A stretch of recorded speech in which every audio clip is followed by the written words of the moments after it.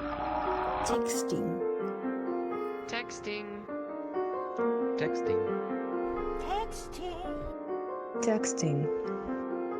Texting. Texting. Texting. Texting. Texting. Texting. Mark, Will, and Tomek present Texting. Hello, all you Textual Deviants, and welcome to a special emergency edition of Texting with me, Abu Grave, in St. Petersburg. And me, the ghost of Jamal Khashoggi in Taipei. So today, just as the Riyadh Comedy Festival in Saudi Arabia comes to a close, the ghost and I will be giving our hot take, since it seems like every comedian and journalist has done so. And yeah, I think it's an issue that I wanted to hash out with the ghost because I found it to have fertile and plentiful gray area. And I'm not sure if you will find yourself in the gray, either after our discussion or during or are now, but if I had a strong opinion about this issue, it would be less tantalizing. But the fact that I feel there are merits to many different positions I've heard, and because of my own experiences in canceled or even non-canceled, but countries that are also in pursuit of the whitewashing that Saudi Arabia is clearly after, I think it's an interesting discussion. So, any initial thoughts before we dive into my meticulously made slideshow? No, let's save it for the commentary on the slides. Well, say something at least while I fire up the screen. Okay, well, maybe like you, I don't have an overly emotional reaction to this. I mean, I have certain thoughts, but I haven't like obsessed over this. I don't think it's as important as, say, the genocide in Gaza, you know. So I'm not dismissing it. I don't think it's unimportant, but there are other issues which are more pressing. Of course, I'm saying it's, in my opinion. As I said, I'm choosing to highlight it because it's enjoyable intellectual exercise, because, as I said, I don't know exactly how I feel about it. I understand. Yeah. Well, yeah, let's so hash it out. In that sense, okay. Well, I've got this introductory slide which says, great minds discuss ideas, average minds discuss events, small minds discuss people. This is attributed to Eleanor Roosevelt. What are your thoughts on this, first of all? Well, Eleanor Roosevelt, I mean, the founding Let's ignore mother, her. the founding mother of the UN. But see, I'm small-minded, so I discuss people. It's an, Yeah. you know, You immediately go for that. ad hominem. No, I mean, but I don't think that's irrelevant, right? Like, I think it's irrelevant in the sense that, like, it could be anyone, you know. It's like, it's just such a broad, like, kind of axiomatic statement that it's very much one of those that could say Abraham Lincoln, you know, or it could say Seneca. I don't know. what the A quote. I don't feel like it's like a, you know, it's kind of generic, but kind of interesting to me. Yeah, I mean, as a general axiom, as you say, it's not to be dismissed out of hand, I guess. But the source of certain statements and I don't know, ideological positions is not always irrelevant. That's my point, because For sure. the person saying it, if that person has a track record, we might question whether it's even sincere, you know what I mean? Absolutely. That's why, in a way, that's why I kind of like left the name out, you know, because it wasn't like, look who said it. I shared Right. this quote with Rich, and his initial response was like, do you agree with it? And I said, not necessarily, but I just kind of liked thinking about it. And he said it has a whiff of snobbery, which I agree with. So in that sense, I don't like the quote. But in one sense, I do, in the meaning, like, yeah, when we focus on like gossiping about individuals, Sure. And which ad hominem attacks. yeah, and if we look at like the social media space or like YouTube, right? There could be the videos that's just focusing on some personality, or there would be a discussion of an event, let's say Gaza.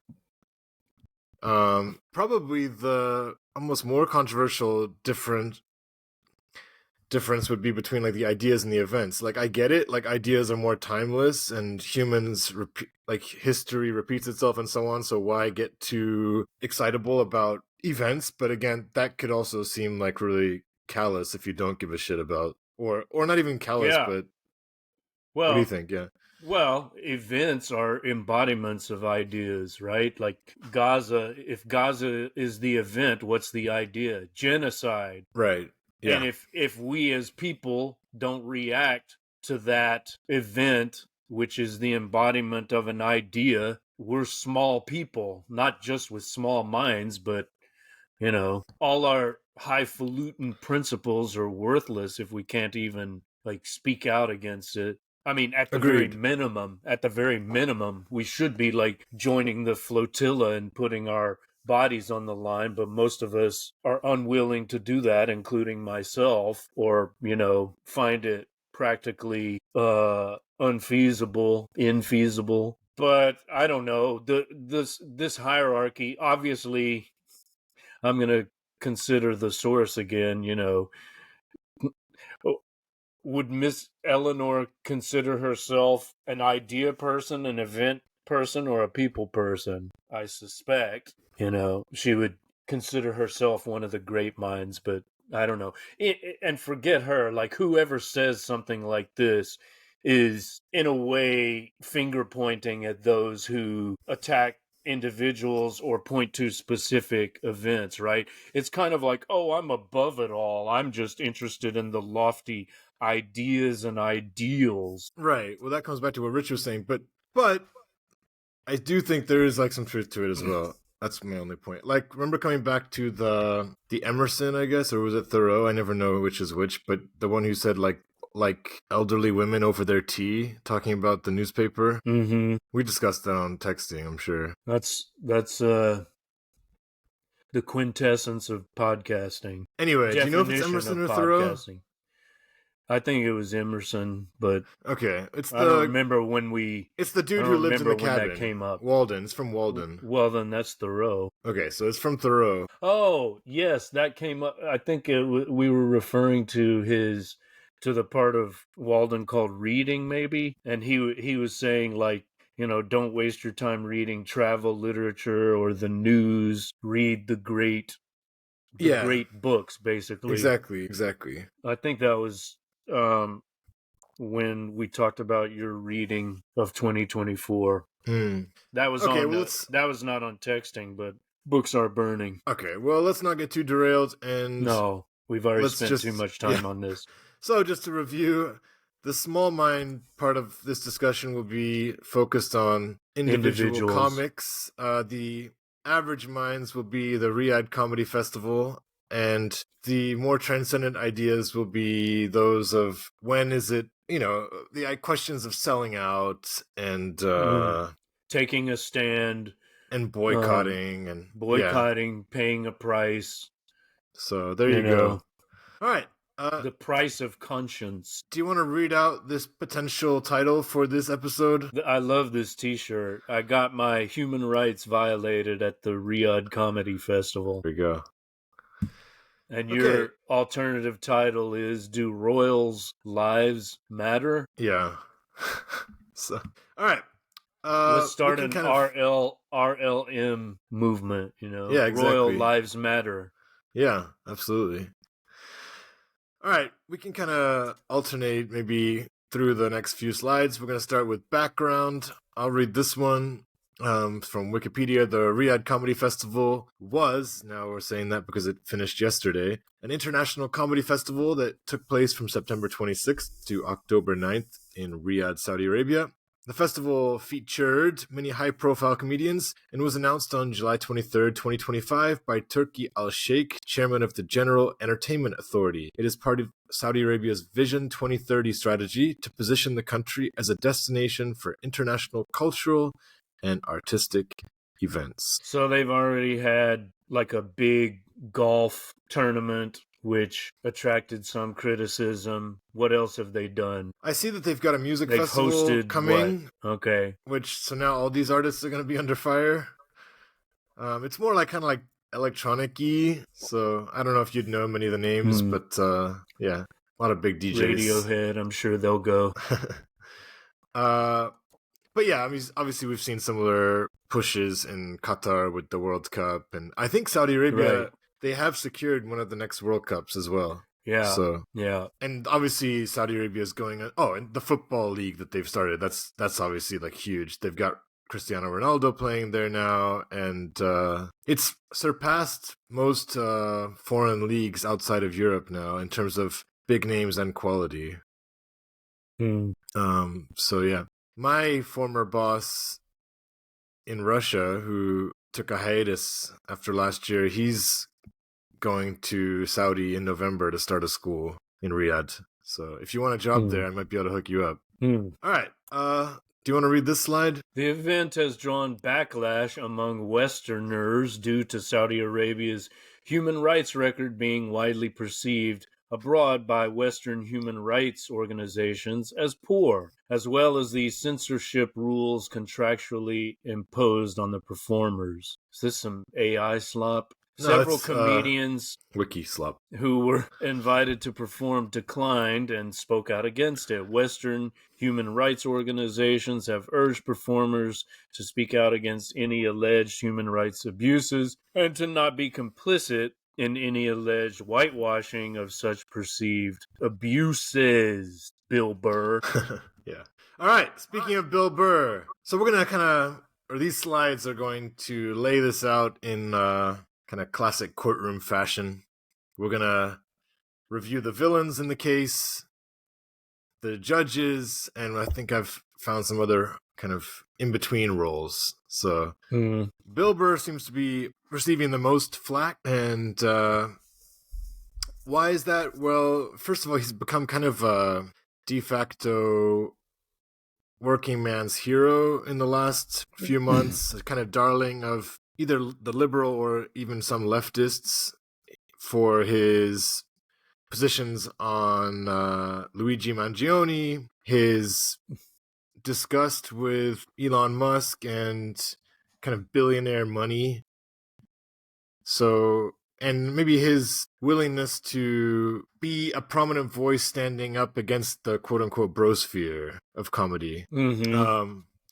So one charge against Bill Burr is hypocrisy. People have dug up a quote from, I think, 8 years ago.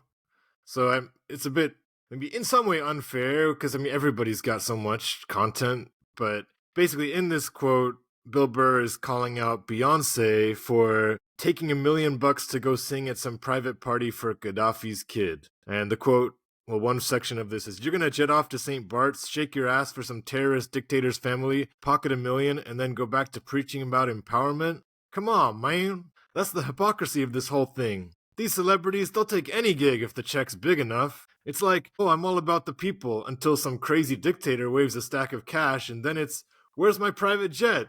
It's ridiculous." So, yeah, it's, what do you think about that? I mean, that's interesting. Especially since Gaddafi, I mean, we did a texting episode on Gaddafi's speech before the UN. Remember that? Yeah. I think we were both much more sympathetic to him than we would be to MBS, right? The current leader of Saudi Arabia. Yeah. So there's that. But also, I mean, how ironic, because basically he himself 8 years later shook his ass for MBS and is now trying to, justify it and even pretend like actually he did the progressive thing. Right. He's like a humanitarian, bringing free speech to the benighted Saudi people. Progress is slow. Come on, guys. Okay. I do think there is something in that vein, though, that is true. So do we want to talk about that right now, or do we want to... No, let's keep going. Okay. Let's see and who else. I'm not disagreeing with your take either. It's another both and. All right. Hmm. So You just furthering got the. louder. Like you're Okay. really loud now. I I'm don't know just why. passionate, man. Oh, Come okay. on, man. All right, so furthering the charge of hypocrisy. Do you want to read this out? This is Louis C.K. talking about Luigi This and is stuff. Louis C.K. or Bill Burr? Sorry, this is Bill Burr, my bad. Okay. They're gangsters, dude. Fucking gangsters. And then when one of them gets whacked or something, yeah, that's definitely not Louis. They're like, oh my God, he was such a good guy, Burr said of CEOs in the healthcare industry, which he labeled a dirty game. Yeah. Okay. Thumbs up to all that. All right. Bill Burr has said a couple things so far in his defense, and I've picked out one juicy morsel, and your last section was pretty short, so I'll let you read this as well. All of these sanctimonious cunts out there who don't really sincerely give a shit, he said. If you actually give a fuck about those people and how they're living over there, there's gonna have to be these types of things to pull them in. And I will tell you, the Cheesecake Factory in Riyadh, it's incredible. It's right next to Pizza Hut and KFC. And if you want a pair of Timberlands, it's across the street next to the Marriott, catty corner to the fucking Hilton. Burr also said that the U.S. was moving towards Saudi Arabia with, what's that? ICE. ICE. Oh. Sorry, I should have capitalized all of ICE. that. ICE. Yeah. Fucking grabbing moms and dads and sticking them in a van for making illegally made fucking tacos, which he called fucking insane. Okay, well, fair enough there. Yeah, I mean, the whole question of if you're an artist, where do you play? Like if you if you limit yourself only to those places in the world that have good human rights records, you'll play nowhere, right? Certainly Yeah. not in the US. Right. So, but there's quite a difference between doing a show at a private comedy club and doing a show which is financed by and organized by the royals of an authoritarian government. Now, what about state supported theaters, you know? So I do recognize there is nuance, but here's something very important. First of all, this no one likes sanctimony, right? Like I hate sanctimoniousness, but he himself is now being sanctimonious, so fuck that.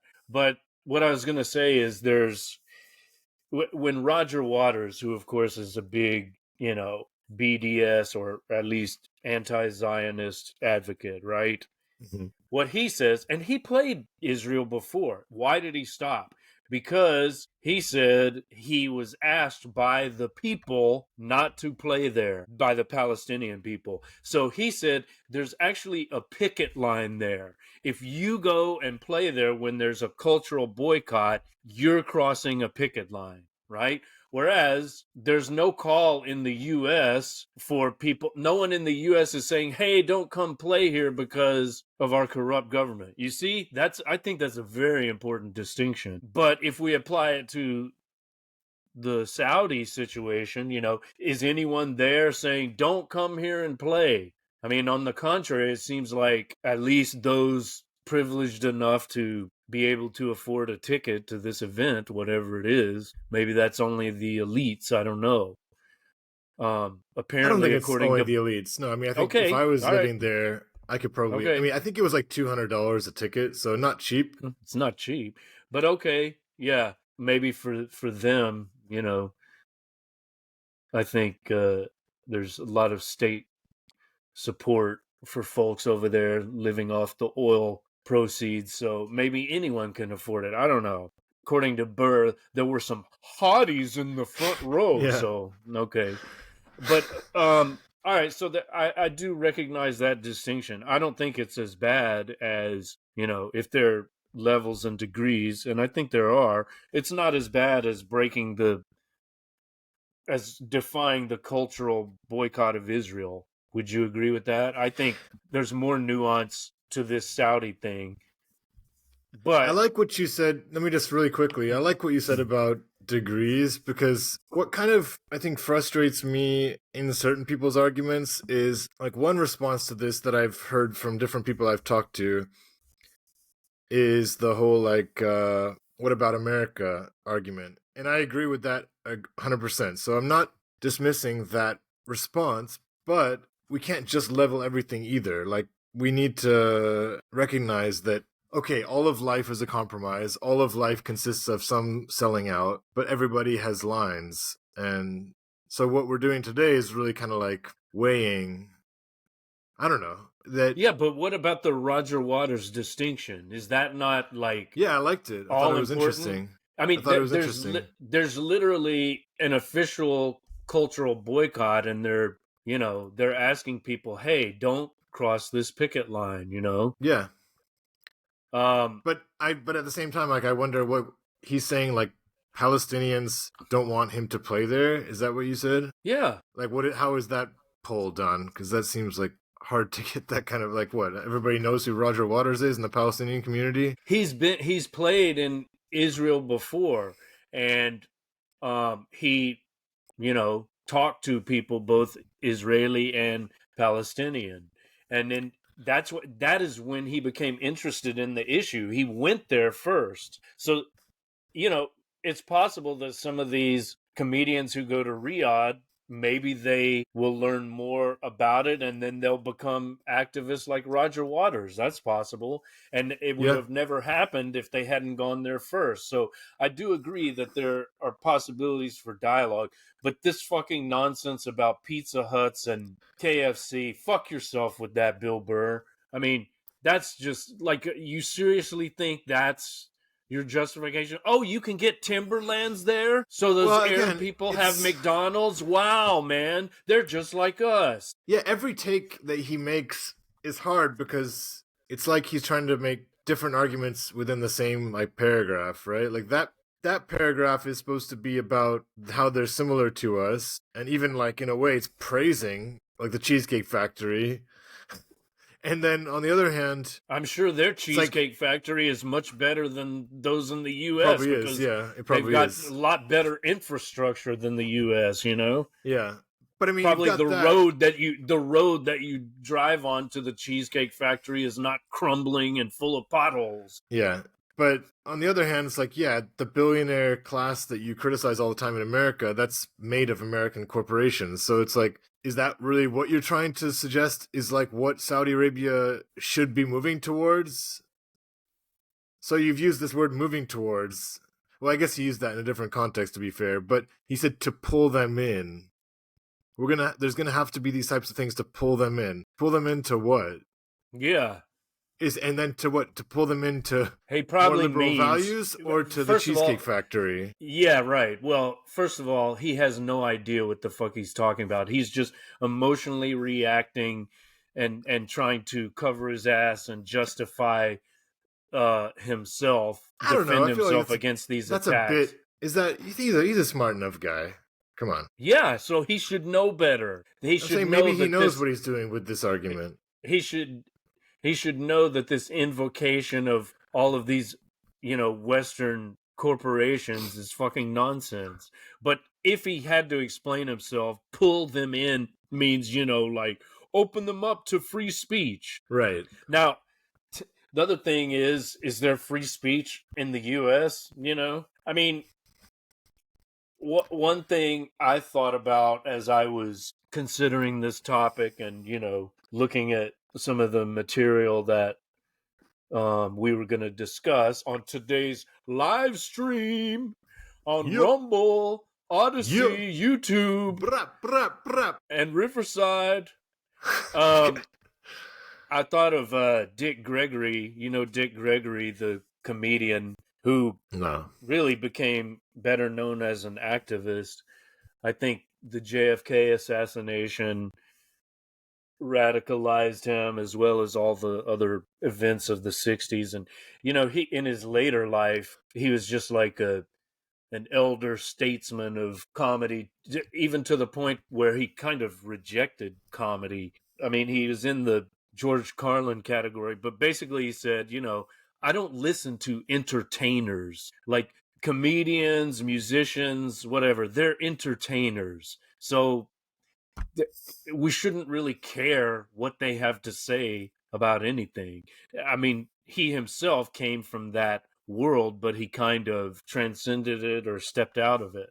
You know, See, you started. Yeah, go on. he became basically a lecturer, and an author, and a politician too. I think he ran for president, or at least like mayor of New York, or governor of New York, mayor of New York City, or governor of New York State. What, did you catch me in a contradiction? No, just you started talking about this in our WhatsApp thread, and I didn't really endorse what you were saying because I just yeah, I don't know, it's not really important. I don't want to like reduce comedians to like, oh, your role in society is like to be a jester, and but you're not a serious person.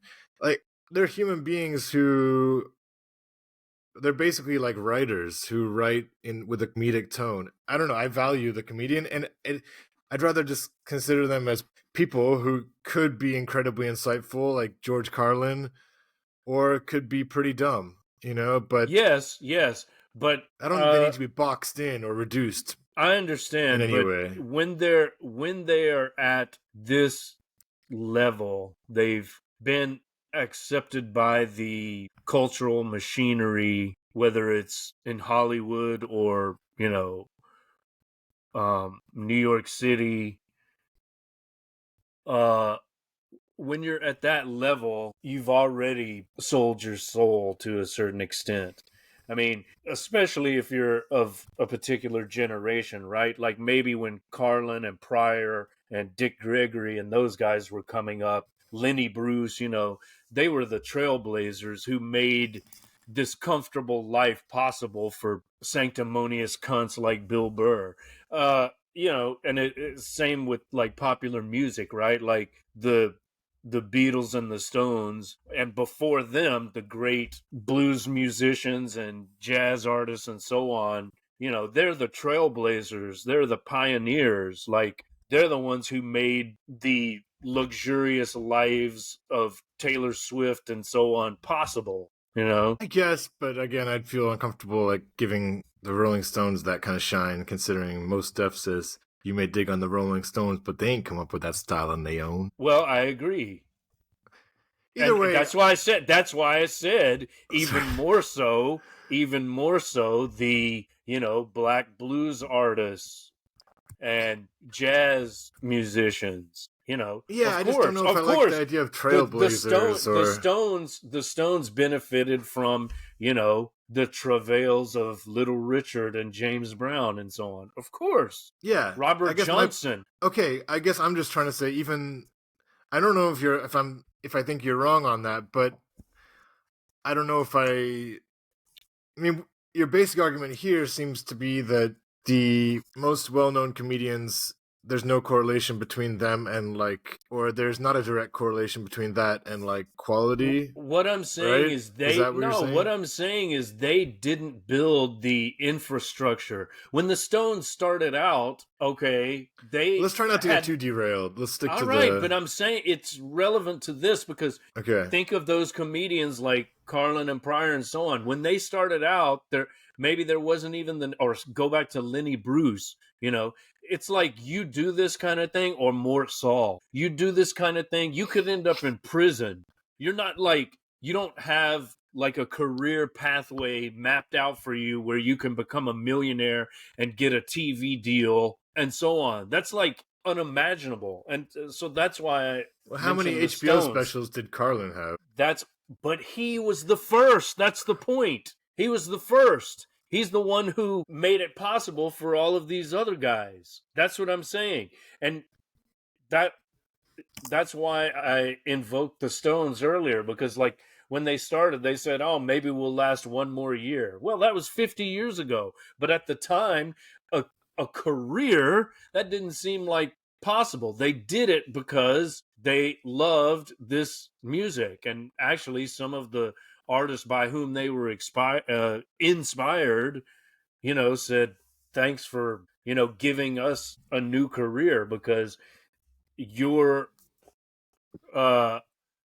introduction of our type of music to white audiences is what allowed us to have this rebirth of interest and popularity. Yeah, I'm just saying I'm not sure that I don't know. I agree, part of me agrees that this generation of comedians, they have a certain mainstream acceptance that has come about through selling out. But I'm just not sure how far I would want to take that, because obviously there are some incredible talents there. I mean, like, even if I'm not a huge fan of Chappelle now, like, there's no question that he was brilliant at certain stages. Louis C.K., absolutely brilliant. So that's my point. You get my point. But now all discussion of these people as the GOAT, that's over. You know, we did an episode on that. Well, when we talked about Carlin, I think in season 1. What do you mean?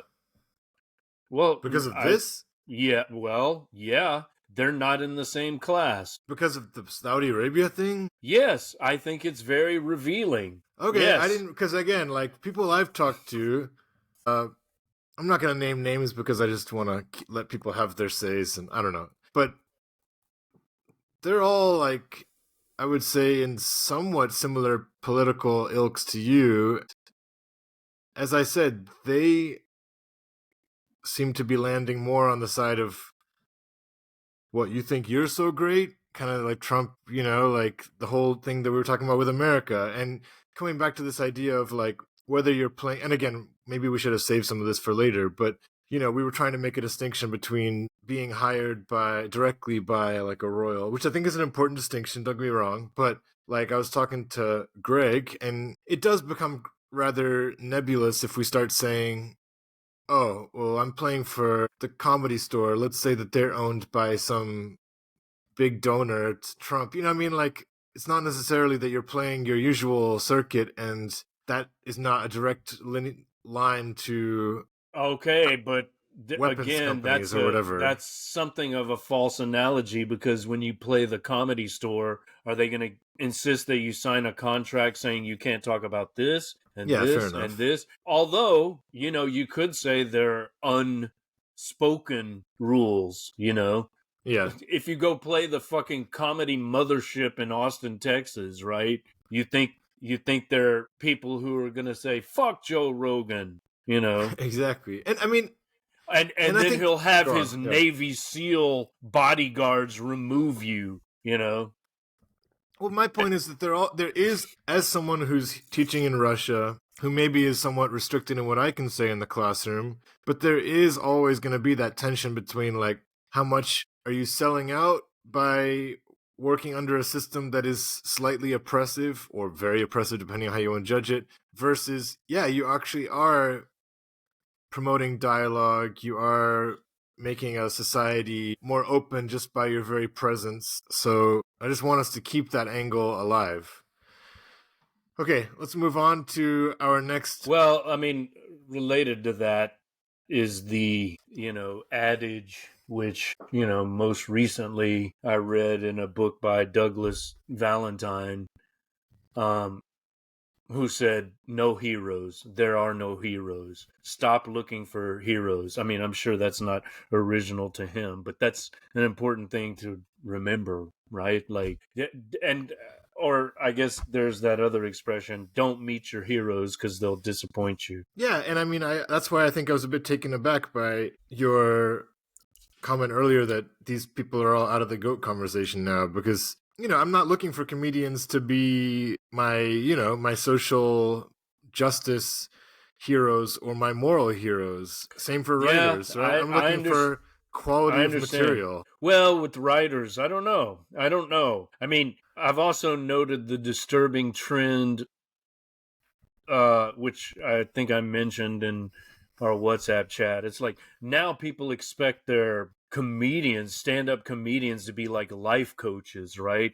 That's kind of the Dave Chappelle trend, or preachers almost. You sent me that Trevor Noah video, and it's like people are expecting him to basically, you know, extemporaneously provide them with an op-ed, you know? Yeah, but Carlin does that too. We just like him better. I know. But like he was the first, or one of the first. He was the trailblazer, and these other guys are like, poor men's Carlins. I think it's Like, just they about how much you like the take. Or how fresh the take is to you, or how consistent the take feels to you. Okay, well, let's look at this fucking right. asshole. This fucking asshole, Pete Davidson. I don't even know enough. I don't really care about this guy, but yeah, he was get on SNL. Yeah, I don't hate him or something, but I just don't feel he's any done draw. some funny bits. There's some funny SNL skits he's been in, but he's, if you're looking for, he seems pretty douchey. Yeah, he is. If you're looking for intelligence, not at the level of Jimmy Fallon, but he's a fucking, and he'd be the first to admit it, right? Like, he's from the Adam Sandler dumb fuck school of comedy, and I like Adam Sandler, by the way. Yeah, and I was gonna say, like, guilty and that pleasure. recent film of Adam Sandler, that one that he played the serious role, I thought was I watched that recently. The gambler. Which one? He played the chronic gambler in New York. Oh, Uncut Gems or whatever. Yeah, I was very impressed with that. Thought it was fantastic. Anyways, let's continue. So he has also been under the spotlight because his father died. He's a firefighter in 9/11, and so his response to that, well, he says, I get the routing, and then I see the number, like the money he's being offered, and I go, I'll go. Davidson said as he explained his reasoning for going. I've been getting a little bit of flack just because my dad died in 9/11, so they're like, how could you possibly go there? It's like, this quote is so lame, man. Well, I'm not even judging him there. It's just such a lame quote. He's a moron, and he'd be the first to admit that, probably. But I guess he can be entertaining. We've got a comment in our live stream chat from Hire. Laughed at some shit he said. Do you know who Hire is? I don't. Where are we? Never trust a grown man wearing a hat backwards. # warning signs. I think this is Craig.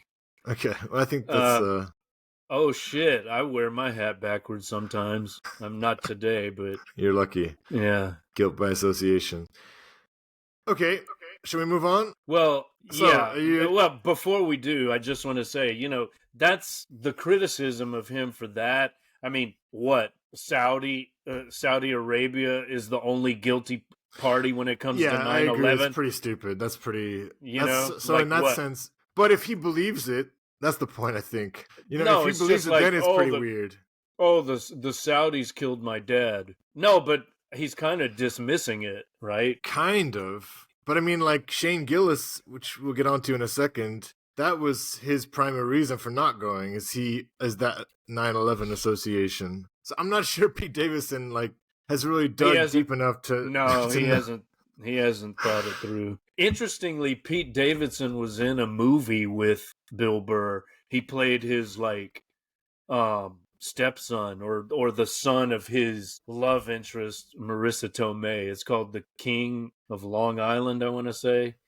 They had a pretty interesting rapport. Okay. If I have some annoying sound from the background, we've got a laundry machine guy here fixing our laundry machine. Mm-hmm. So pardon the whirring. All right, let's move on. So, is he guilty or not guilty? I'm self-conscious about the backwards baseball cap now. All right, but really quick, as the ghost of Jamal Khashoggi, is Davidson guilty or innocent of this charge? Accepting blood money, like the Matt Damon character in Syriana. His son gets electrocuted in the pool of the Saudi ambassador or whatever, so they give him a contract with I don't remember what it was. That kind of blood money, like we killed your family member, so we pay you off to keep you quiet. Is that the implication? Sir, you're filibustering. Can you read the verdict? I'm asking if that's what we're talking about. I don't know, bro. I'm telling you what the overall charges in the I in just the public lost interest. Okay. No opinion. All right. Sorry, for some reason here we go. Okay. All right, and I didn't manage to have time to pull up any accompanying quotes for Louis C.K., but he's also in the spotlight. And I think Louis C.K. is doing a rebranding right now. He's painting himself now as a novelist because he's got a book coming out. And even the way he came off in this recent interview with Theo Von, it was like very much this more scholarly air in the way he was dressed in a cardigan, and just he was kind of somewhat remorseful about some of his previous takes about like using words like retarded and maybe some of his more, whatever you want to call that, offensive takes. I'm not mad at Louis C.K. And I mean, as a human being, The about volume this, just increased dramatically. it's just to please your ears. Okay, anything you want to say about Louis C.K. or can we move on? I saw him talking to The Antichrist. insufferable Bill Awful. Maher. Nobody's about more this. obnoxious right now, I think. He's top 5 most insufferable people alive, I think. Yeah, when you, I mean, logically speaking, what he says seems rational and not like, something to be dismissed out of hand, but I don't know if he really believes it. On the other hand, does he need the money? Like, why would he do it unless he just thought it would be interesting to go see Yeah, that's a good point. what it would be like? I don't know. That's a good point. Until you said that, I was about to say, like, all these guys should include in their response the money, like the palate cleanser that Tim Dillon is, and we'll have some fantastic quotes from him later on. So that was the route that I was going to take. But then when you started just now, I was like, yeah, that's a good point. Well, he, in that interview with dipshit Maher, he says like he's good friends with David Cross and Mark Maron. I mean, he was roommates with David Cross, apparently. And I know he's been on Maron's podcast, and Maron, that guy's fucking hypocritical piece of shit himself. But my dad was the biggest fan, maybe he still is, of the WTF podcast. I mean, I've never listened really to listened it. to it, but I've listened to it. But anyway, so what's my point? Well, Louis says, I'm glad these guys are raising this issue. I'm glad they're saying that, and maybe they're right. So he didn't get defensive like Maher. Those sanctimonious cunts. No, I'm actually a progressive. He says, well, maybe they're right. Maybe I shouldn't be doing this. I kind of, Bill Maher saying, you guys are so brave. What a fucking idiot. I mean, do you think we hate Bill Maher this much because we used to like him? Or I know I used to like him. That's probably part of it. It's like the contempt we now have for someone like Bernie, Or how people feel about Dave Rubin. Like the vitriol with which some of the I never progressive thought he was, left. Yeah, he's always been even when he was. Yeah, well, I don't even know why I mentioned it on the pod. Let's move on. Can we go on? All right. Yes, please. So the nice slide. Yeah, thank you. Not the maybe direct sponsor of this event, but the by association sponsor was the House of Saud. What's his name? Saud de Marquis de Saud. Marquis de Saud, yeah. Marquis de Saud. I didn't even realize they have this like official House of name. I think it's kind of sexy in a way. You're getting that kind of like I don't know, what is that, like a British medieval aesthetic? Or is it like a fashion aesthetic? Yeah, it's like House of Versace, except you get your body chopped up into pieces. But okay, that's the only. Does it come from like British noble class though? I don't know, man. I don't know. Yeah, you do. You have the answers. You're smart. You're well read. But that you really don't know. If you don't know, it's okay, man. I'm just asking. I've heard the like phrase the house of something. Yeah. Don't they have that like House of like? Isn't that like a British thing? Mm-hmm. House of Doncaster? Yeah, it would be something like that, wouldn't it? And you'd have your crest and so on. House of Doncaster. Cheesy Doncaster. Okay, fine. Let's move on. Hurry up. All right. So this is from a BBC article. Someone whose name was protected, but just like a random audience member to kind of gauge the local reaction to the shows.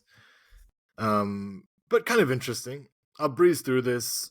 So let's say random expat who watched the show or a show. There were sex jokes and wife jokes. It's really unusual to see this kind of comedy here in Saudi Arabia. And then The woman, whom we're calling Sarah, said the comedians avoided discussing Saudi Arabia's controversial human rights record, but that didn't particularly bother her. People here don't care about those topics, she said. If they did, they wouldn't live here. I think that's kind of funny because it's like, what are you saying, that you don't care? Maybe, I guess she's saying that, but it's kind of funny because like when I lived in Qatar, it didn't mean like I completely didn't care. It's just like I weighed the lived pros your and cons life. and I took the check. I forgot that you lived in Qatar. Yeah. How long were you there? 1 year. I can only do a year. Were you in Doha or what? Yeah, but Carlos is in Doha and he's like ready to stay there for the next decade. Didn't they just bomb? Didn't Israel just bomb? Yeah. His city. What Yeah. was he? Was he?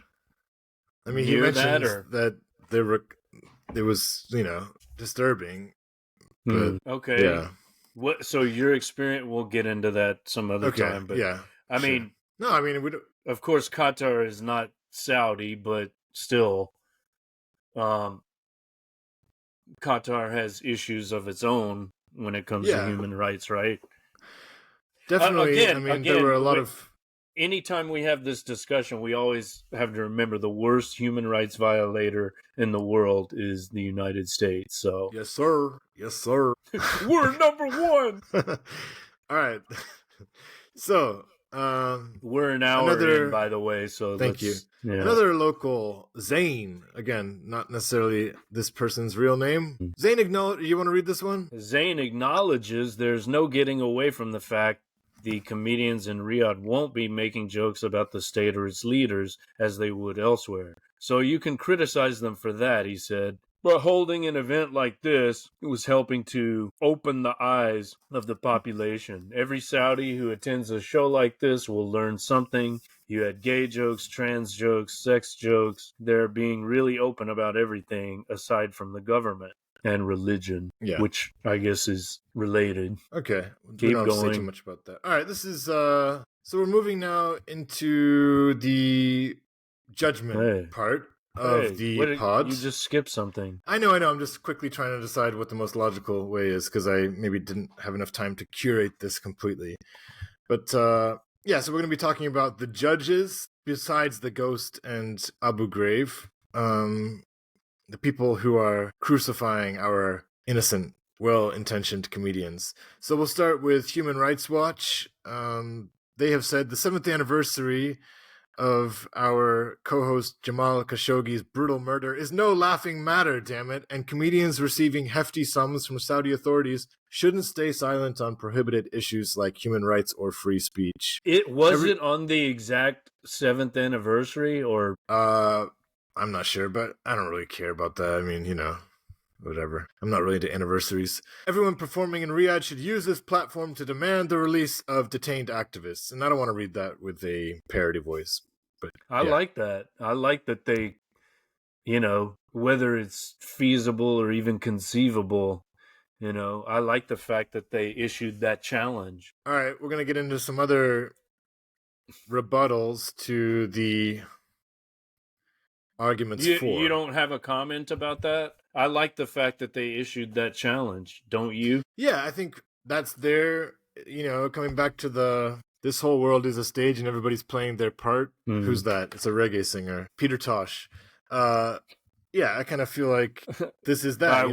by way of Shakespeare, but okay. Yeah, exactly. So Human Rights Watch should say this. That's what I say. Yeah. Okay, we're gonna get into Alvin this beautiful. And the Chipmunks. This is a real bald man. Man, this is like, I'm bald, but I respect this dude's baldness. This is a huge chunk of text, and will you help me decide how much we want to read of this? Just summarize it. I can't even see it. It's so small. Okay. So we'll try to pick out some morsels from David Cross, who, as we mentioned earlier, and as Mark gets into a epic yawn there, it is 1 a.m. in Taipei, so let's cut him some slack. Plus, he's been asked his opinion. I am disgusted and deeply disappointed in this whole gross thing. That people I admire with unarguable talent would condone this totalitarian fiefdom for what? A fourth house? A boat? More sneakers? We can never again take seriously anything these comedians complain about. I mean, that's it. You have a funny bit about how you don't like Yankee candles or airport lounges. Okay, great, but you're cool with murder and or the public caning of women who were raped, and by having the audacity to be raped, were guilty of engaging in adultery? Got any bits on that? You're performing for literally the most oppressive regime on earth. They have slaves, for fuck's sake. I don't understand how being rich can make someone such a whore. This is truly the definition of blood money. You might as well do commercials for Lockheed Martin or Zyklon B. What is Zyklon B? Is that like a pharmacy? The chemical used in the gas chambers Oh, okay. by the Nazis. Holy shit, I remember the backlash I got for appearing in Alvin and the Chipmunks. You would have thought that I had taken money from a bunch of people responsible for funding Al-Qaeda. Unless you open your sets with, "This is dedicated to all of the widows and widowers and kids orphaned by this bloodthirsty, oppressive regime, especially from the zany shenanigans on 9/11. Never forget, motherfuckers. Alright, so it's great to be here. I'm gonna be killing it tonight. But in the good way, straight up. No MBS. Then your hypocrisy will never not be noted." I like it. I mean, I like his fiery denunciation, but and I think he's consistent, right? Like if he were saying this and then being like a Zionist apologist, it would be like, yeah, fuck you. But he's not. He's not. So fine. I think it's a perfectly valid take. Now this next guy, not so much. Let's do. I like this kind of like bouncing rhythm that we're in right now. So I can read the quote, and you'll make the smart analysis. Okay. Or smart ass. All right, Mark Maron. I mean, how do you even promote that? From the folks that brought you 9/11, 2 weeks of laughter in the desert. Don't miss it. I mean, the same guy that's gonna pay them is the same guy that paid that guy to bonesaw Jamal Khashoggi and put him in a fucking suitcase. But don't let that stop the yucks. It's gonna be a good time. And to Jamal himself. That's you. What, am I supposed to read something? I can't see it. You gotta do your hot take in response to Maron. Oh, over to me. Well, I mean, no. Sorry, Mark Maron. Weren't you shilling for Biden? I mean, how much blood does he have on his hands, you Democratic Party operative, And also, did you stand up for your friend Louis C.K. when he was being canceled? No, you kind of took the wait-and-see attitude and played both sides. So I find him distasteful. I used to like him. I thought he did a funny bit about Mike Pence, having fantasies of sucking a dick, but and again, he doesn't have to be all bad, right? I mean, he can be a human being like all of us. Sure, I think Kurt Metzger pointed out that.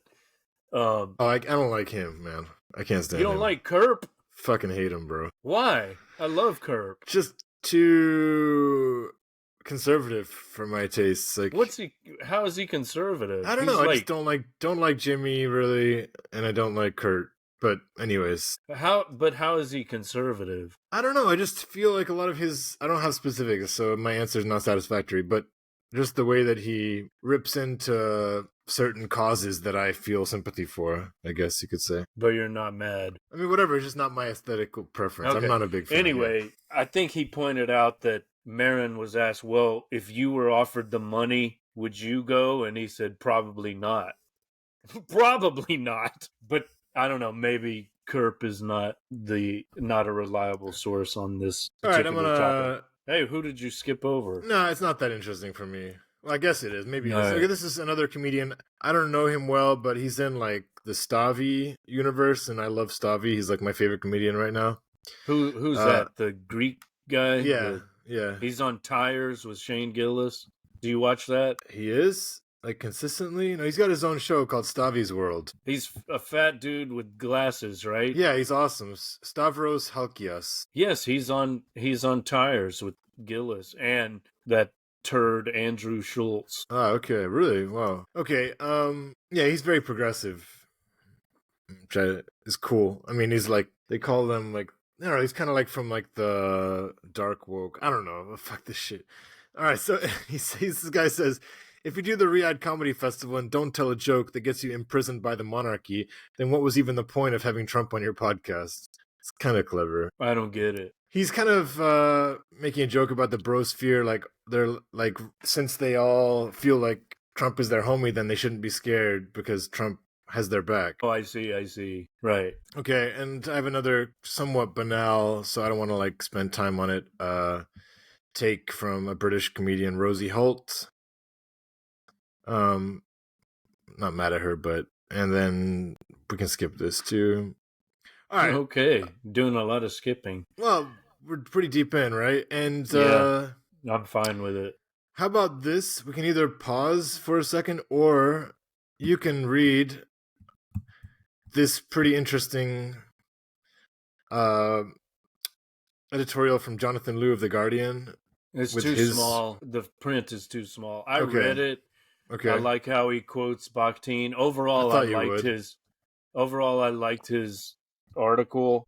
Pretty good take. Okay. I have But to go to the what you bathroom. need to. Oh, okay. Well, let's just. We'll do a pause. Yeah. Okay. We'll be right back, folks. Pardon? Yeah, we'll be right back. Play the hold music. Let's see what we got here. DJ Jamal Khashoggi in the house. What do we want to hear? How about this?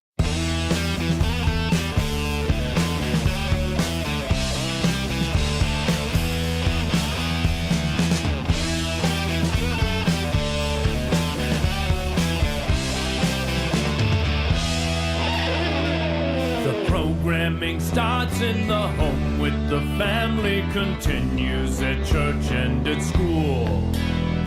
Obedience richly rewarded, severe punishment for infringing the rule.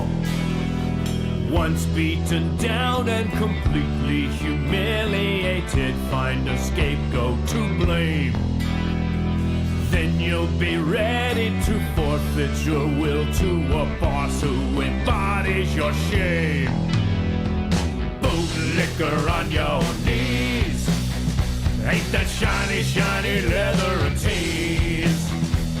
A thug in a uniform can always make you perform. You're enamored of the bully boy, an honor to be his toy. You suck up and punch down, but your great white daddy's a clown. In some mythic past, your tribe ruled the land and the sea, or so you were told. But now you feel victimized by the unworthy and think that your birthright was sold. So follow the leader to soulless perdition and never admit it's a con. You are the sub in a kinked up relationship, bow to the mafia don. Bootlicker on your knees, ain't that shiny, shiny leather and tees. A thug in a uniform can always make you perform. You're enamored of the bully boy, an honor to be his toy. You suck up and punch down, but your great white daddy's a clown.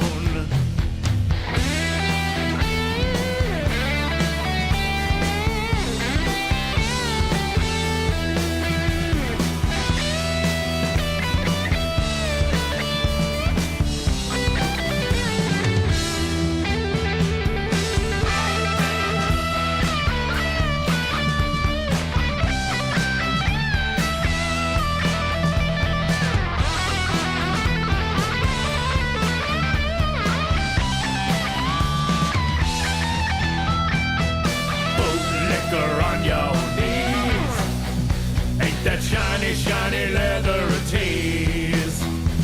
A thug in a uniform can always make you perform.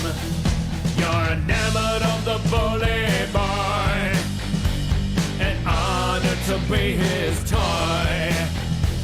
You suck up and punch down, but your great white daddy's a clown.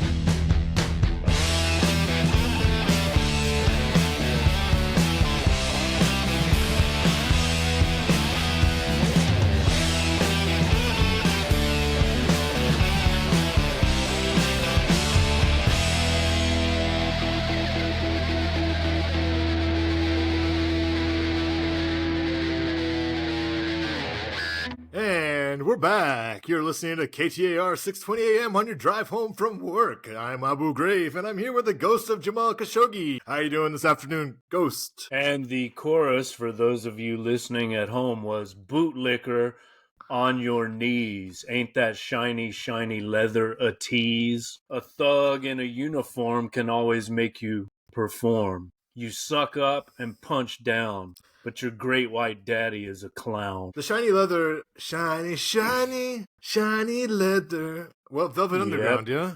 Yes, of course. Nice. Good song, bro. So, I mean, I don't know. Are these comedians bootlickers? That's why I chose this particular bootlickers, track. another choice term which Jonathan Liu uses is just paid court jesters. He calls this comedy in the age of the autocrats, a procession of paid court jesters who know exactly who is writing their checks. Maybe I'll just read a couple because I'm refreshed, I'm rejuvenated after my urination. So now I kind of feel like a couple of these Jonathan Liu quotes are worth sharing just for Craig the wording, says if nothing lots else. Craig says there's lots of echo from your feed. I don't know if we can do anything about that. Hopefully you'll edit that in post. Apologies, Craig. Maybe I'm just getting too emotional. The recording version should be better, but I don't know what's going on. Inshallah. But you're hearing me okay. I don't hear an echo in my headphones, but maybe over the live stream. I wonder how well this is working with the various platforms. I guess we'll check that later. All right. Indeed. Now that all my post-urine excitement is deflated. No. Let me read a little bit of this next paragraph. Of course, it is not hard to divine the true motivations of the new Saudi court jesters. By and large, these performers are established. You want to share the slideshow again? Again, bro, you're like, oh man, now I'm down to like the last dregs of my post-urine high. Oh. Okay, fine. Here we go. Take 3. Of course, it is not hard to divine the true motivations of the new Saudi court jesters. By and large, these performers are established household name comedians, already financially secure and simply leveraging their reputation in pursuit of another lucrative payday. I think that's a bit harsh. So let's look at this last section. Carnivalization.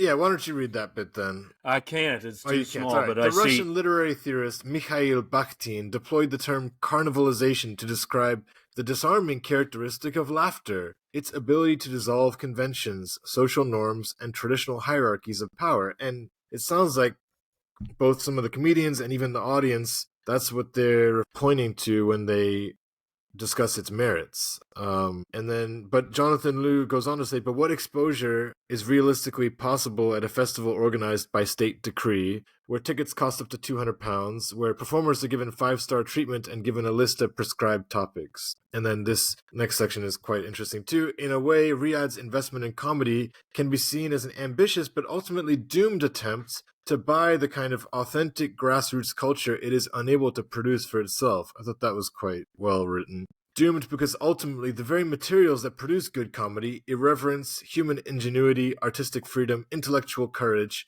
a sense of common shared values, are anathema. Is that how you pronounce it? Anathema? Anathema to the dictatorship. This is in essence the equivalent of the Abu Dhabi Louvre, the Qatar World Cup, the gold-plated Oval Office. You can buy comedians, but you can't buy a sense of humor. I like his, I don't know, he's listing the ingredients of good comedy. I like that. I do, but I do feel like also it's just like The Guardian in the sense of like the holier than thou, and part of that is like there's some gross. of that. Yeah, that's true. All right, in the last paragraph, of course, art can change minds. Shit-lib condescension. Yeah. All right, can you manage to read this paragraph? Yeah, I can read this. Of course, art can change minds, change worlds, but only if the will to do so truly exists. Or, as a world-renowned stand-up comedian almost put it, I stand up for your right to do stand-up comedy in a medieval autocracy. But please know that you're wrong. You're living in a fantasy land, and after you leave, nothing happens. So, stop being a fucking child. Who's he referring to here? Jim Jeffries, I think. Okay. Jim Jeffries said, it's in the article earlier. Jim Jeffries said, heaven is not real. I don't care if you have religious faith, but there is no heaven. You die and that's it. So stop being a fucking child. That's one of his bits. And Jim Jeffries does have some funny bits about, like, have you ever heard God at a party? No. It's like show notes. Yeah, that's a good clip. He's like, "Hey, stop the music, everyone here! Don't take my name in vain." Yeah. I have seen this. He's like kills the party vibe, right? He's like, who the fuck are they? It's like, oh, that's Joey with his boyfriend. He's like, what the fuck? Who said who said there could be faggots here? Right. That's gonna be clipped. Don't you know that that's against my personal rules? All right, anyway, I know what I was gonna say. As I was reviewing some of these materials, I thought a lot about that Orhan Pamuk quote that I used in one issue of Co-Reality. It was like the epigraph either at the beginning or the end. It said something like, the artist should not be a professional, basically, right? If his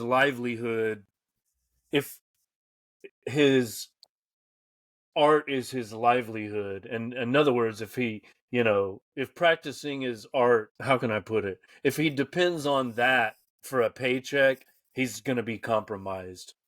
You understand what I mean? Yeah. So he should never mix commerce with art, because you're going to corrupt your art.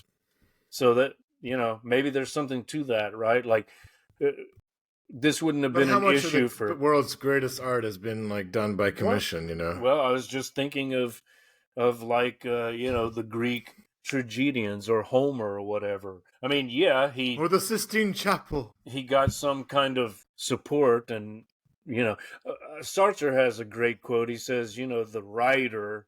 He didn't say the artist, but the writer. It's like in some eras he's fed well, and in other eras he's fed badly. He or she. I think he said he, but you get the point. So you can't. I mean, maybe that's not to be so easily dismissed, because when the artist is fed well, there's a good chance that he'll be corrupted, right? There's so much, that we could discuss there in terms of what type of art, how much of it is like skill based versus like idea driven, maybe. I mean, I don't know, you know what I mean? Like, I'm just thinking about Michelangelo for some reason again, and I don't know. Some of it, much of him is craft.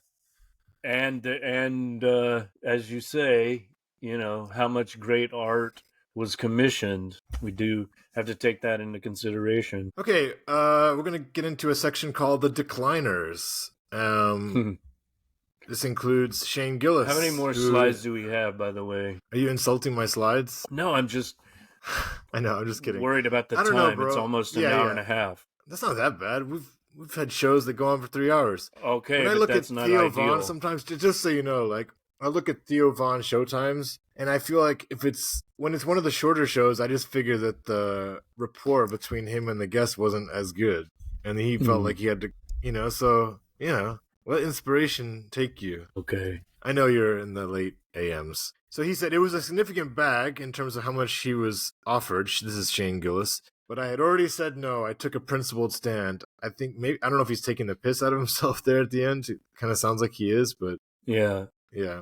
He probably uttered that with great sarcasm. Yeah. Nimesh Patel. I don't know too much about him, but he is a name. I guess he was initially invited before backing down. I do feel like he was under pressure to back down as well, so whatever. He said, I'm out. I can't get over it morally. If Trump in his future dictatorship offers a stadium gig to a bunch of comedians for the people of America, I'd say no. If Netanyahu called, I'd say no. This feels like the same thing. I think a good litmus test is it life-changing money? It's a few months changing money, and I'm sure I'll have some buyer's remorse by not going, but I'll live with that. Let's line up replacement work ASAP. This is a few months' money? We're talking like $1 million? Well, no, but no. There was a huge range, bro, in terms of what was offered. Okay. I think it was something like... Yeah, I think it was like between like I'm guessing here, but 50,000 and like 1.5 mil. So that's a few months for him. That's a Yeah, that's year's true. salary at Yeah. best for many people. So another person who declined. Did you follow this? Atsuko. This is Atsuko Okatus. I fucked this one up. Atsuko Okatsuka. She is a Japanese Taiwanese American stand-up comedian. And she declined. Never heard of her. Saying, okay, so what? The money's coming straight from the Crown Prince, who actively executes journalists, people with non-lethal drug offenses, bloggers, etc., without due process. A lot of the you can't say anything anymore comedians are doing the festival. They had to adhere to censorship rules about the types of jokes they can make. And I think she made a lot of headlines because she maybe was the first to leak the specific contract. That good on her for that. I mean, that's a very important point, right? Like all of these cancel culture warriors. I mean, a lot of them are the ones that were picked. It's almost like they're being mocked. Right. It's absolutely, like 100%. They picked all of them and said, let's tempt them with this. Let's see if we can make them sell out. Oh, they did. What a surprise. Yeah. Good point. I mean, that Stuart Lee guy said something similar, I think. And that Stuart Lee guy, man, he's like a legend, bro. If you don't know Stuart Lee, that's like my homework for you. We're going to do a pod about some Stuart Lee. His, he had a funny remark. He's like, yeah, but they're nobody you'd want to see anyway, right? It's like all the people you don't want to see. So right. Who fucking cares? That was kind of funny, yeah. Stuart Lee is the closest we have. Like, Joe is our Stuart Lee. In terms of, like, what kind of take you're going to get, Joe and Stuart Lee are basically the same person. But, all right. Who? And we go to the disinvited. Wait, who? What? Joe, friend of the show, Joe. His personality and Stuart Lee's are very analogous, I find. All right. Joe the Dylan fan. Yeah. The filmmaker. Joe Greenwood. The noob. Joe Greenwood. Yes, sir. So when are we going to do the Highway 61 app? He's waiting, bro. You decide. You tell me. You can use it as your next choice if you want. All right. Yeah. 2026. All right, go ahead. So Tim Dillon is such an interesting comic for me. Man, this guy just knows how to... We're not that far What, man? What? I don't know. Okay. What is that? Is that a reference? That's what you said to me earlier. When I asked a simple question. I don't know, man! Okay. Bro, you've been puncturing my decibels several times on this show. Really? I bet you I'm going to have some people coming up to me after the show and being like, yo, Mark was like bullying you, man. I don't like the way he does that. Oh, shit. Right. And I'm just a ghost. Exactly. How can I bully you when I don't even have any limbs, man? I was chopped up and all right, really quick. So Tim Dillon is interesting for me because, like, in a way, he's my favorite comic right now. And at the same time, he, like, manages to trigger me. And maybe that's a success on his part. It probably is. And I think at this point, he's just goes after everybody. Like, he definitely goes after the right now, even though he was kind of in the Trump sphere. And he also, like, he had a big thing in the last episode about, like, wishing Netanyahu would kill Greta, like, wishing he would have taken her out, like, which, you know, that pissed me off because, like, he just finds her so annoying, you know. So, but then he also is, like, very anti-Israel. So I don't know, whatever, right? You get the point. But as far as, like, writing and entertainment value, he tends to be pretty high up on my scale of entertainers. So is he writing it's pretty or hilarious. Just riffing? I would assume it's a combination of both. Mm-hmm. So he was invited. He claims his offer was $375K, and he was disinvited after making these remarks. So, can you manage to read these? You could start this section if it's big enough. Let's say in this hypothetical world, there are slaves who can't leave, and they have to build these beautiful things, gorgeous marble crystal things. Do you think a slave father wouldn't look at his slave children and go, "Your father built that. You're nuts. It is beautiful to have beautiful things." And if I'm a slave and I've just built a beautiful thing, I'm telling my wife and my children, look how beautiful that is and how grateful and how thankful we are. And he said they should have had the Tel Aviv Comedy Festival, and they should have paid us all millions of dollars. And then I would have went over there, and I would have went, listen, it's human shields, and Hamas is stealing the food, or whatever they're fucking talking nonsense for the last 9 months we're all supposed to believe. Whatever. I go, release them, and this is what it's about, the hostages. It's not about all the other greater Israel stuff. Why would you say Epstein was in the Mossad? What are you talking about? He had no connection with anyone. He was just a pervert who had $2 billion and was friends with, what do you want? You want to take this? I believe in ignoring the scream. I will sleep so sound there, snoring and screaming noises. I will sleep through the screams, sleep through the screams. I'm staying at the Ritz. Google it. You want to keep going? What don't you understand? What is so complicated? I'm the only honest person that's going to do it. Everyone else is going to have $1 million. They're going to go, well, actually, the Middle East is more progressive now and is trying to make some change. No. I'm being paid a lot of money to not care about what they do in their country. That's a much better response than this is a great paragraph. Billy too. Boys. This is a great paragraph. Look the other way. That's a 4-word sentence that people don't do anymore. Look the other way. If something bad is happening to your left, look to your right. If, for example, I'm at a breakfast and I see someone get grabbed and they start hitting them with that, that big stick. I don't know if it's bamboo or whatever it is. It's kind of a wood, but it kind of snaps back. It's perfect for a cane. If I see someone getting it, I will look the other way. If I look the other way and I see someone being behanded, meaning they're chopping a hand off, I might be interested to just kind of see actually how they do it.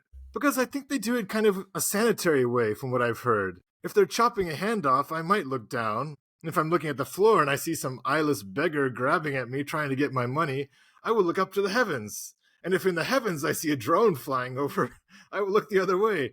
Because I'm being paid enough money to look the other way. Such so hilarious. It's almost Swiftian satire, Okay, last quote.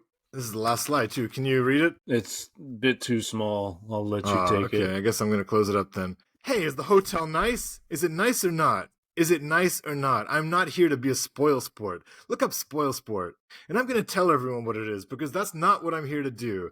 I'm not on this earth to do that. Spoil sport, a person who behaves in a way that spoils others' pleasure, especially by not joining in an activity.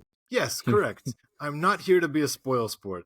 I'm not here to ruin the good time that everyone's having. Do I have issues with some of the policies towards women, towards the gays, towards the freedom of speech? Well, of course I do. Of course I do. Of course I do. But I believe in my own financial well-being, and I always have, by the way. And I think you better start believing in that, okay? Did I tell you I emailed the Tim Dillon show to ask about advertising? I was going to do a book promotion. Interesting. And I asked, this was a long time ago, and I got an email from his representative. They're like, oh yeah, you can do 4 commercials for $10,000 or something like that. I mean, it was an outrageous amount. I'm like, well, how about I just do one? I was just, negotiating. How about I do one commercial for $2,000? They're like, nope, you got to submit, you got to agree to the full package. I'm like, well, so how long are these spots? They're 2-minute spots. I'm like, well, can I help write the script? Nope, you just got to let Tim riff for 2 minutes. Is it going to be exactly 2 minutes? Maybe, maybe not. It's like, you really you'd have to be desperate and have, a full bag. It's funny the type of companies that sponsor a lot of the podcasts, because they're like fringe stuff, a lot of vitamins or like gold. It's weird to see somebody like Tucker advertising gold, It's like, just because he's a lot of nutritional products. Yeah. But it was funny because his representative, whoever his financial manager was, first asked, what is your product? I'm like, oh, well, the publishing imprint Cadmus and Harmony Media. We publish, we're an independent publisher. We publish books and, music and podcasts. He writes back, oh, that's perfect. So it's $10,000 for four spots. It's like, yeah, I could have told you anything. Oh, we're a child trafficking organization. Yeah, fine. 4 spots for $10,000. Yeah. I mean, yeah, it's it's good writing. That's again what I think. I mean, I liked your Swiftian comment. The scary thing sometimes when Tim Dillon goes off is like you get the social commentary, but you also like believe him that it is a little bit disturbing that you do believe that he is ready to sell out, but I don't know. It's but as you said, this quote, if we highlight this particular quote about I'm the only honest person that's going to do it, everyone else is going to have 1 million, they're going to go, well, actually the Middle East is more progressive now. That's pretty damning. And if we talk about comments that kind of cut through the butter, Yeah. that's a pretty good one. I'm also reminded of the question they asked Dylan in 1964 or whatever. Is there anything that could make you sell out? And he said, maybe I would sell out for women's underwear. And then like 20, 30 years later, he does the Victoria's Secret ad for that Victoria's Secret, what is it, promotional CD. Victoria's Secret, owned by who? Oh, yes. Leslie Wexner, friend of Jeffrey Epstein. There you go. So, Mark, a.k.a. Ghost of Jamal Khashoggi, do you want to give a kind of final take on this issue? Well, first of all, I wish I was still alive. I didn't enjoy being chopped up into pieces in the Turkish embassy and then sent home to mother in a cardboard box. Yeah, so I hear you, man. That's the ultimate thing from my point of view. Okay, I respect that. At the same time, I don't know that a comedian choosing to accept or decline an offer to perform will make much difference. Certainly won't bring me back to life. Right. I feel you, bro. Or prevent, will it prevent anyone else from getting chopped up? I don't know. But it might lead to more Pizza Huts in Riyadh, and hey, and that's a good thing. And if you, that's a great thing. But let's bring it. What did he say? Bringing them more towards us, or pushing them in the right direction. Yeah. And if you ever want a U.S. passport, if you're a terrorist and you want a U.S. passport, make sure you go to Jeddah. The embassy there just passes them out like candy. Thank you for that, Tucker Carlson, your latest expose. No, that's old news. It was well known long ago, but it's just now becoming respectable to talk about those things. Just a funny thing, we've got an ex-Pizza Hut like 100 meters from my apartment here in St. Petersburg, and some of the rebrands that have gone on from major Western chains have been like more significant in terms of the naming, like McDonald's became Vkusnaya Tochka. Pizza Dacha. Right. Well, anyway, yeah, I was gonna say, so McDonald's became Vkusnaya Tochka, which means what does that mean? It means like tasty, period, like full stop. Yeah. KFC became like Rostix, but Burger King has kept its name. Starbucks became Stars, and I think like 2 weeks ago, Pizza Hut has become Pizza Heart. So there you go. You can come here for your Pizza Heart. Which I think is actually English, kind of endearing. It's kind of in English, or that's the Russian translation. Okay. No, it's in English because it kind of comes off the mouth the same way, which I think is the idea. Remember the place in Vladivostok? It was a bakery called Bread Pit, Bread Pit. Okay, nice. I like that. Yeah, Russians do not lack a sense of humor. No, of course not. You ever heard of Pushkin or Gogol rather? Or the book Oblomov. Oblomov, yeah. Big fan. Yeah, so we're nearing the end of this lengthy podcast, which has been brought to you by Vladimir Putin. Yes. Thank you, Vladimir, for sponsoring this pod. RT and Russian state media. Yes. So yeah, we hope, audience, that you leave this with more questions than answers. And probably that, he without sin, I would like to say, but any kind of self-righteousness on this issue is sus, maybe. I don't know. I agree with that. I don't even agree with that, but... Well, self-righteousness, yes, but... Yeah, self-righteousness. I mean, would you... If we're trying to come to some sort of conclusion, I mean, wouldn't you say that those who said yes, those who agreed to do this, I mean, do they not leave a bad taste in one's mouth? I mean, did it not color your opinion of Chappelle, Burr, Jeffries, I kind of Jessica feel like Pearson, if they avoid Louis? dealing with it candidly, then yes. Like, for example, Bill Burr's response just felt so evasive, Defensive. yeah. So I think if they're willing to take the tone that's, genuine, and Maybe Louis' tone is the best. Maybe Louis' response is the best. maybe Saying, yeah, so, maybe I deserve to be called out. I don't know.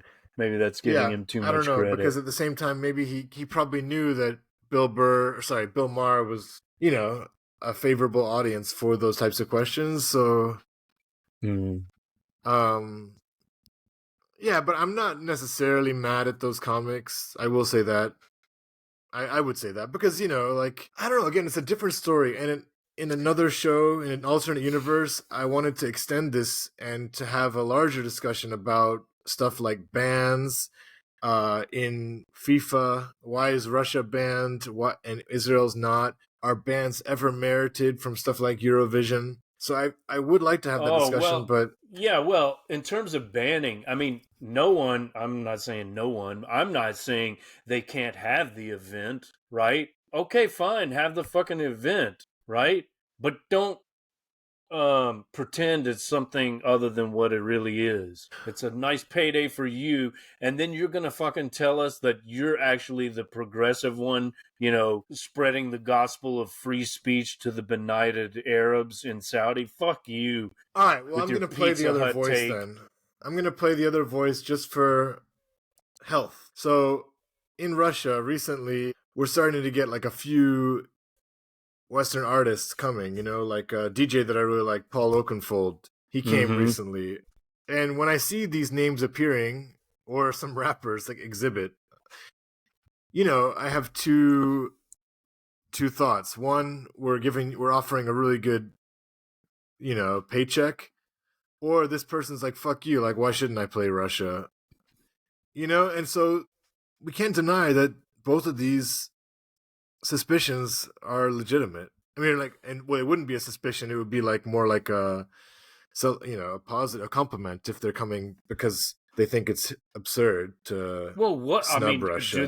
they are they told you can't mention Putin, or is it funded by Putin? I mean, is it a No, not at all. state My point is, like, people would be like, "How? Why are you going to Russia?" better there than Ukraine? Why are you going to? Well, you wouldn't do that now; it'd be dangerous. But why are you going to perform for a U.S. proxy in the attempt to start World Yeah, War III in a nuclear exchange? I mean, I just think I there don't is a know. little bit of something to the fact that, yeah, you also, on one hand, like, I'm not saying Bill Burr, I don't think Bill Burr is lying when he says, like, he found the experience invigorating to be in this culture that he had always been told was so backwards. Like, Okay, well, so that's his fucking ignorance. let's That's keep his either oring ignorance. though. Like, I don't know, like, I met a Saudi dude, and, he was cool. He was super excited about the direction Saudi was going, that it was like trying kind of like, you know, in modernizing or whatever you want to call it. I mean, a lot of Saudis want this direction. That's my point, I guess. Okay, but does it not, again, does it or does it not leave a bad taste in your mouth, or I don't know, leave a ringing in your ears when you hear him, Burr, say, um, I'm willing to address any questions you might have, but I'm going to wait until all the Yeah, sanctimonious yeah. cunts stop Or the attacking, because bots. the bots, they're just trying to get paid. Like, oh yeah, because they are calling you out, they're doing it just to get paid on their lucrative live streams like we're doing. I mean, you're the one that got paid, bitch. We ain't getting paid. Shall I offer So one more yeah, counter or no? go ahead. Well, I don't know. Like, there are some YouTube channels I've noticed, like I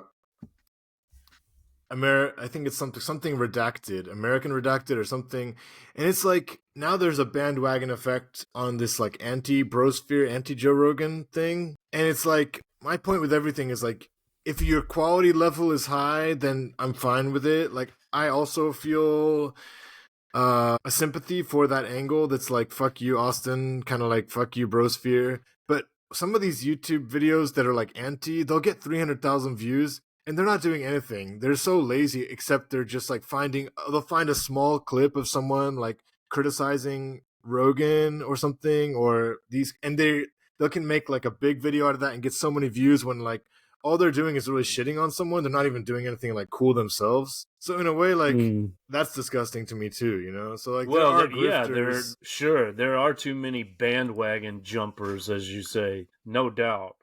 But if you're talking about quality, I mean, you may be indicting our little operation here. Are you kidding? In terms No, of man. production, in terms of production Okay. value, I'm not saying in terms of depth of our exploration analysis of the issue. is fucking blazing, bro, compared to the shit that I'm watching. So I agree.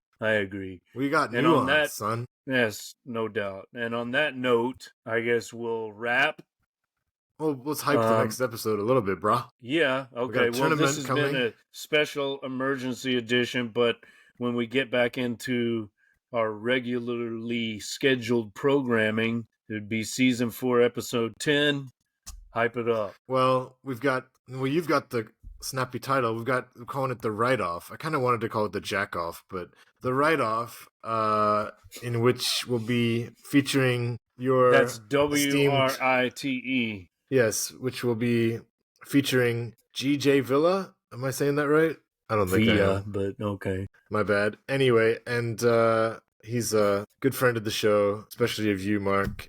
Completed some tours to Ireland with you, I believe, in pursuit of James Joyce. And we'll be doing another tournament. Co-author. Okay, people, you know you love the tournaments. They're back. You love the rankings. You love the suspense. We're going to have 64 writers, and we're going to whittle them down to the undisputed best writer in the annals of history. And my hope is that it's not just Shakespeare walking to the final, because, like, I don't know, I just think that's going to be a little bit too predictable. So let's hope for an underdog, a wild card to make an indentation. Can you stop sharing the screen? I want to show something quickly.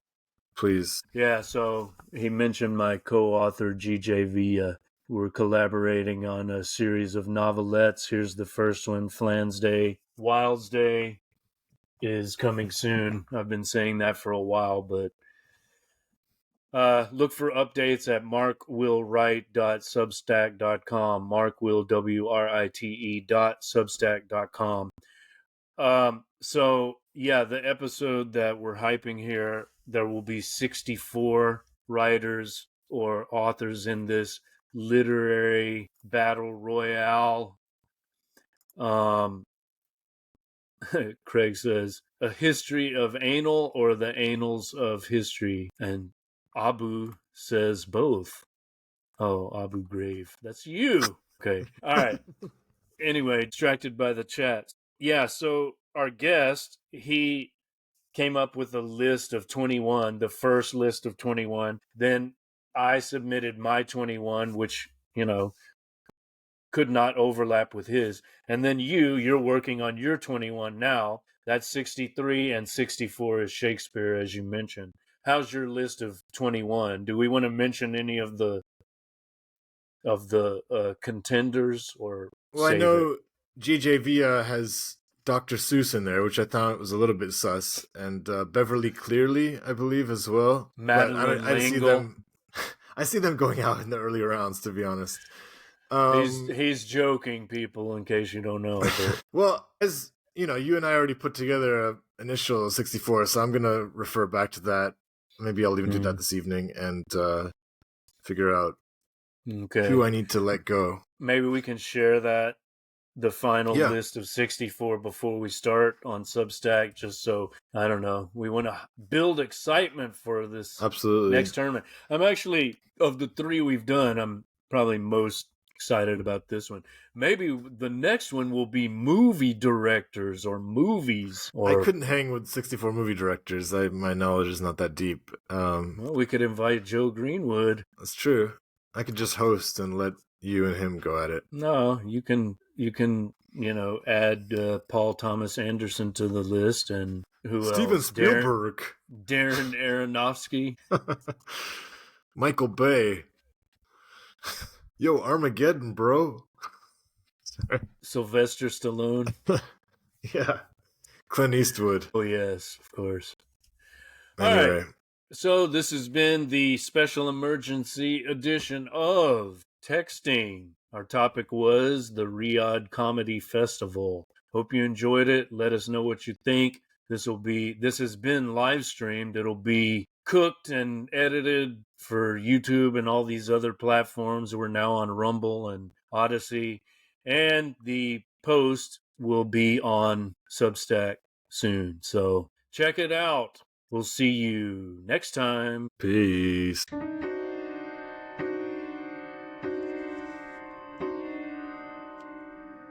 Texting.